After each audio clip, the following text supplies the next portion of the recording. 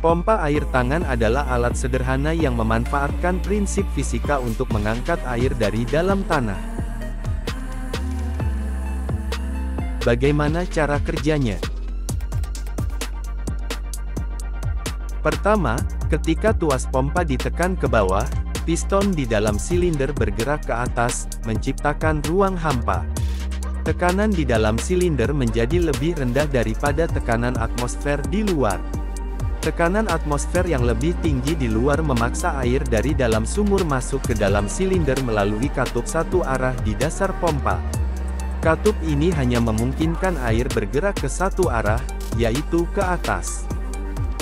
Ketika tuas ditekan ke atas, piston bergerak turun, dan katup di dasar silinder menutup. Di saat yang sama, katup di piston terbuka, memungkinkan air naik melewati piston. Proses ini terus berulang selama pompa digunakan. Prinsip kerja pompa tangan ini mengandalkan hukum tekanan fluida dari Blaise Pascal. Tekanan akan merata di semua arah dalam fluida. Selain itu, peran tekanan atmosferlah yang membantu mendorong air naik.